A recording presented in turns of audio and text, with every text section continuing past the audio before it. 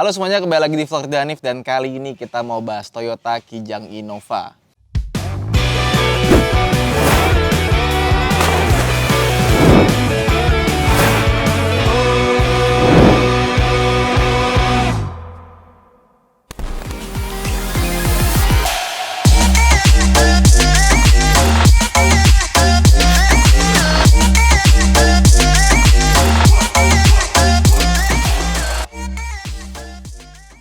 Ya, ini Innova yang reborn ya, bilangnya orang-orang tuh. Innova reborn, bahkan Kijangnya itu udah lama malah nggak kesebut. Ini sebenarnya mobil dari tahun 2015 ya. Apa 2015 ya? 2015 kalau nggak salah ya.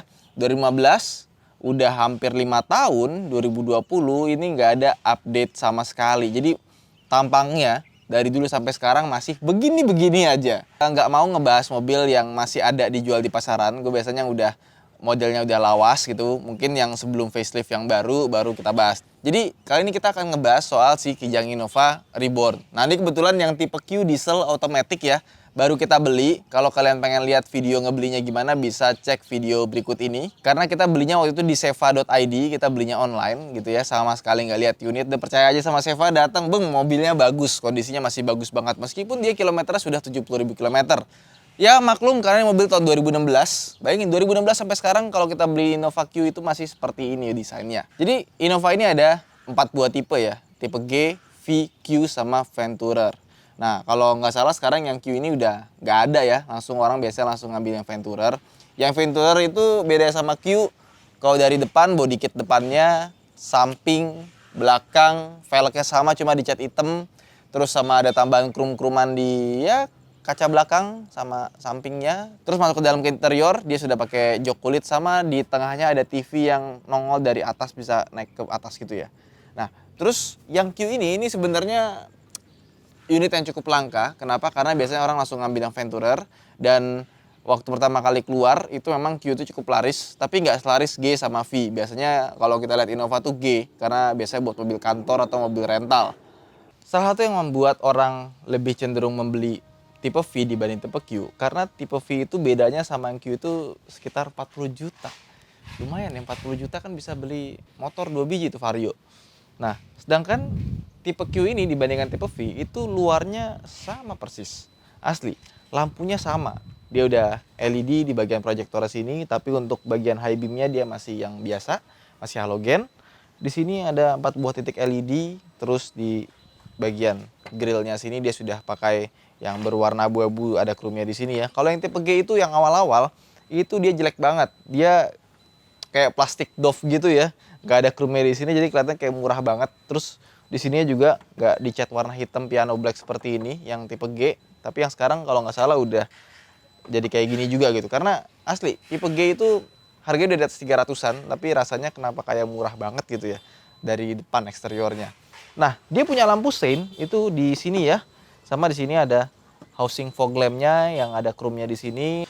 Dan Kijang Innova ini dia punya cat hitam. Ini yang soft paint-nya itu benar-benar soft. Jadi kalau kita lap gitu ya, kalau agak kasar itu bisa langsung baret-baret halus. Ya emang agak kurang bagus gitu.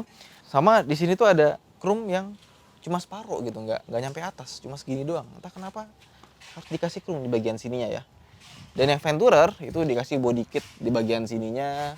Terus ya begitulah, nggak begitu banyak bedanya dibandingkan dengan yang ini. Nah ke samping, kalau untuk yang versi Q atau Venturer, dia desain velgnya itu seperti ini. Dan dia 1 inci lebih tinggi karena dia pakai ban itu R17, yang biasa tuh R16. Ukuran 215/55, ini kebetulan sudah diganti pakai Hankook ya, aslinya bukan ini bannya. Dan yang Venturer itu warnanya hitam, yang tipe G sama V itu kebetulan desainnya sama, cuma dia lebih kecil 1 inci aja. Nah, ke samping di sini ada chrome yang sangat panjang. Terus di sini pakai chrome lagi, di sini ada chrome lagi, di sini langsung dapat bawaan talang air dari sananya ya. Terus bagian belakang lampunya ini belum ada LED sama sekali. Jadi benar-benar masih pakai bohlam halogen biasa. Terus di sini dapat defogger, di atasnya dia dikasih spoiler sama ada hand mounted stop lamp, dan untuk yang tipe Q dia cuma dapat chrome di bagian sini aja. Lebih baik lah ya. Kalau Venturer tuh sampai ke bawah-bawah sini gue ngeliatnya kayak agak gimana gitu. Ini kalau nggak salah dia tambahan, sama nanti gue mau pasangin cover buat ban serep biar ban serepnya nggak gampang kotor. Ada covernya. Ini juga dia tambahan nih. ada skid plate di bagian bawah. Ini kalau mobil rental tuh biasanya wajib karena biar kalau keluar masuk barang itu nggak bikin baret ya. Sama kalau kita buka belakangnya. Nah, ini kebetulan kita sudah pakai keyless. Yang tipe V itu dia belum pakai keyless. Ini bagian bagasinya, ini sedikit lebih besar dibandingkan dengan Innova yang lama. Kemudian di sebelah sini kita dapat ini nih, headrest buat bagian tengah. Jadi kalau tengah pengen ada orang gitu ya, tenang. Kalian nggak akan merasa jadi anak tiri karena di tengah ini ada headrestnya juga.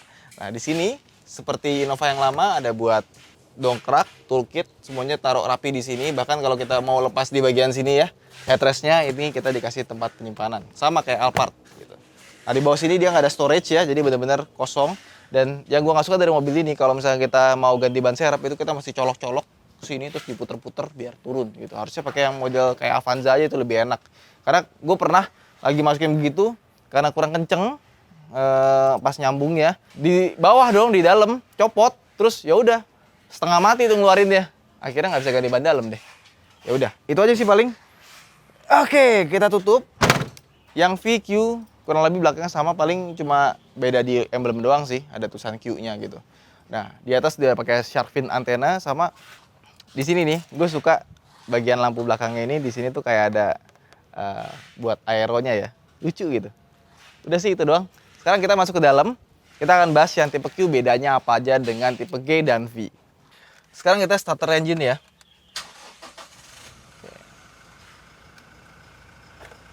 Ini bagian speedometernya. Kalau dinyalain ada tulisan Innova, ada gambar siluet mobilnya dari depan. Nah, ini sebenarnya suaranya ini lebih adem ya. Cuma karena pintunya dibuka, jadi agak sedikit masuk. Mesinnya pakai mesin 2GD, kurang lebih sama kayak Fortuner, sama kayak Hilux. Dan tenaga sekitar 150 PS, torsinya 400 Nm. Itu sudah lebih dari cukup. Kalau menurut kalian masih kurang, tenang. Ini bisa di remap, jadi tenaganya bakalan lebih besar lagi. Untuk yang tipe Q, kita mendapatkan eksklusif yang pertama itu push start stop engine button sama keyless. Kalau yang V itu masih pakai colok-colokan biasa. Terus di sebelah kanan sini kita akan menemukan, nah ini power window-nya itu auto up and down di semua kaca. Rasanya mewah banget, kayak apa ya? Kayak Alphard mungkin, atau kayak ya mobil-mobil mewah pada umumnya yang sudah pakai auto up and down di semua kaca. Terus dia sudah punya electronic stability control, hill start assist, dan juga traction control, dimana yang tipe V belum. Ya, sebenarnya salah satu alasan gue ambil yang tipe Q itu karena ada ininya sih. Jadi kalau misalkan kita bawa buat jarak jauh, bawa keluarga, itu rasanya jauh lebih safe dibandingkan tanpa electronic stability control. Cuma nanti untuk yang facelift, kalian bisa dapetin electronic stability control itu nggak cuma di varian yang tinggi aja kok. Jadi kebocor lagi deh.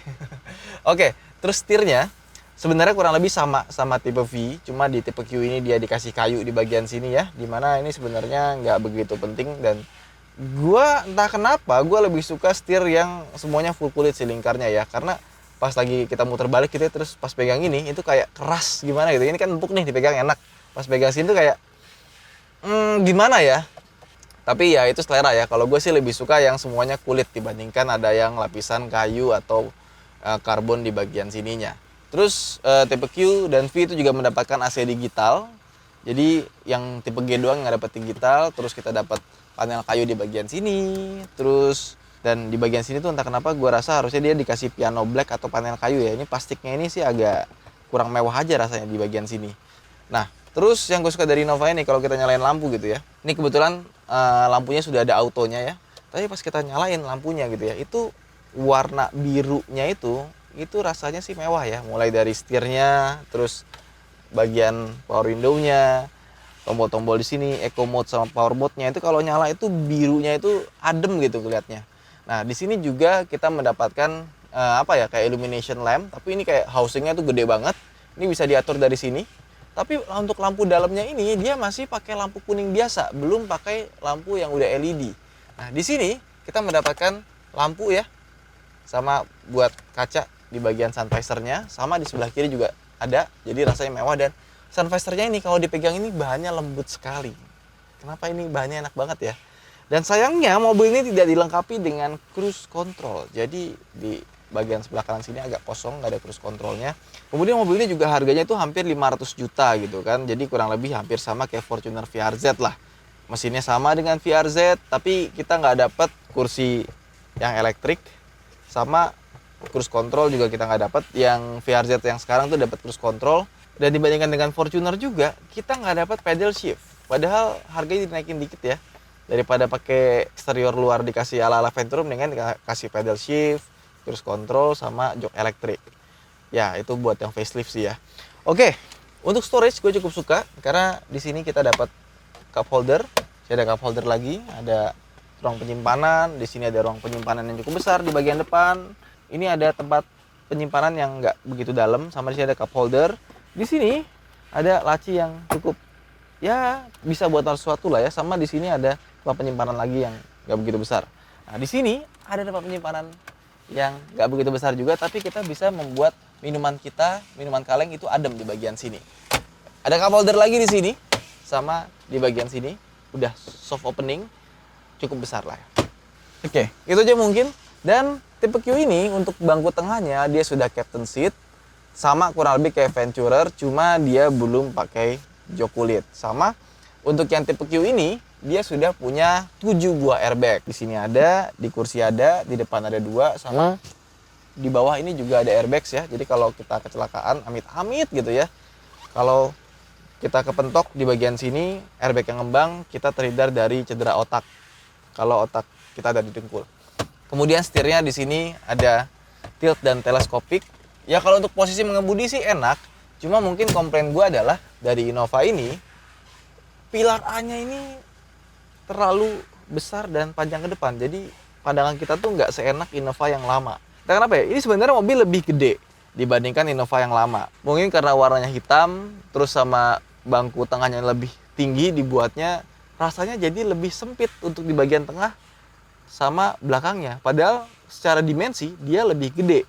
Tapi feel-nya aja sih, feel-nya tuh rasanya beda gitu. Sama untuk AC-nya, dia tuh modelnya satu di sini sama satu di sini. Dia nggak dibikin rata gitu loh. Ya, begitulah pokoknya. Tapi nggak ada masalah sih. So far pakai Innova itu happy. Bantingannya lebih empuk dibandingkan dengan yang Innova biasa. Lebih susah buat putar balik karena radius putaran nggak sebagus Innova lama. Kemudian untuk mesinnya, getaran mesinnya, suara mesinnya ini jauh lebih halus dibandingkan dengan Innova lama yang masih pakai 2KD. Ya karena sudah lebih modern, sudah common rail. Jadi kalau dibandingkan ya jauh lah ya. Oke, sekarang kita ke belakang yuk. Di bangku baris keduanya, ya seperti yang gue bilang, rasanya tuh agak lebih tinggi, makanya kayak lebih sempit sih. Sebenarnya sih enggak, harusnya ini lebih lebar, lebih luas dibandingkan dengan Innova yang generasi sebelumnya. Terus kakinya ini karena dia lebih tinggi, jadi lebih turun ke bawah. Lebih nyaman sih sebenarnya, sama suspensinya juga lebih enak kalau kita duduk di tengah. Ini ada, kenapa jadi gue megang boneka anak gue ya? Di sini kita akan menemukan 2 buah cup holder yang sebenarnya agak ringkih kalau menurut gue ya, kayak gampang patah gitu. Dan di sini kita dapat sebuah meja makan. Sebenarnya bukan meja makan sih, karena kalau makan juga agak terlalu jauh rasanya. Mungkin kalau kita majuin seperti ini, nah makan jadi lebih enak. Oke. Dan cara nutupnya itu kita pencet di bagian sini tengah, baru kita bisa tutup.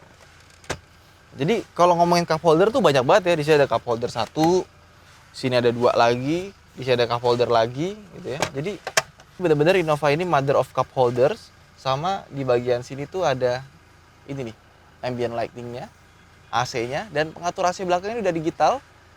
Sama kita bisa set ke auto, dia bisa ngikutin temperatur yang dari depan. Sama untuk lampu ini mungkin akan gua ubah ke LED ya biar lebih bagus. Dan captain seat-nya ini kita dapat armrest sebelah kiri sama sebelah kanan. Jadi kalau misalkan kita di tengah sini ya, sebenarnya ini mobil enak banget ya. Tinggal dimajuin sedikit nih buat headrestnya, mungkin kita kasih bantal kepala Ridho Hanif ya, minta sama Om Ferrari buat bikinin. Dan kalau kita mau ngecas HP, di sini ada colokan. Sama mungkin kalian udah lihat juga di sini tuh ada wooden panel 1, 2, 3. Kalau misalkan kalian pengen cari gitu ya, ada kok yang jual. Dan ini bagian bludru di door trimnya ini lembut banget. Pas ditempel ke kulit kita itu enak banget ya. Bagian belakangnya so far lebih lega, lebih gede dibandingkan dengan Innova yang lama. Ya oke sih, kita nggak usah ke belakang lah ya, kalian sudah tahu kan Innova seperti apa. Nah sama Innova ini kalau kita buka kaca bagian tengahnya, ini bisa dihabisin full gitu. Nggak ada nyisa seberapa gitu, nggak ada. Oke, jadi dengan beda harga 40 juta dibandingkan dengan tipe V, sebenarnya worth it nggak sih si Innova Q ini dibandingkan dengan G atau V? Nah, kalau menurut gua, kalau misalkan kalian concern banget sama safety, kalian butuh airbag ada 7, ada electronic stability control, terus ada traction control, hill start assist, itu sih menurut gua worth it ya. Karena keselamatannya kan nggak bisa ditawar dan memang features-features keselamatan itu nggak bisa dimodif tambahan gitu kan. Kalau cuma auto up and down di semua kaca bisa ditambahin. Push start stop engine button ada yang aftermarket tapi mungkin nggak sebagus bawaan aslinya. Terus ya kayak pernak-pernik kayak captain seat segala macam itu kita bisa modif. Memang agak mahal sih bedanya 40 juta. Tapi menurut gua kalau kita beli second worth it lah. Ini harganya masih di atas 300-an rata-rata yang tipe Q. Tapi kalau misalkan kalian pengen nyari ultimate-nya Innova tapi nggak seneng dengan body kit ala-ala Venturer dan jok kulit bawaannya pengen ikuti sendiri, nggak ada salahnya ngambil si Innova tipe Q. Itu aja mungkin buat teman-teman yang punya Innova, melihara Innova. Ya so far sih ini mobil badak sih ya, nggak ada kerusakan berarti ya. Udah 70.000 kilometer, ini kayak kaki segala macam masih still strong. Nggak ada problemo, mesin juga masih cakep gitu ya. Jadi kalau kalian butuh mobil tempur buat harian, Innova ini salah satu mobil yang enak, tangguh, dan juga bisa dibawa sendiri tapi juga bisa dipakai supir. Kalau kalian beli Foxy kan nyetir sendiri kayaknya supir nih gitu kan. Kalau Innova tuh nggak, masih kelihatan kita owner dari mobil tersebut. Saya Hanif, sampai jumpa di vlog berikutnya. Jangan lupa untuk like dan subscribe. Dan buat teman-teman yang pengen lihat vlog-vlog tentang mobil dengan range 300 jutaan secondnya bisa cek video-video di playlist ini.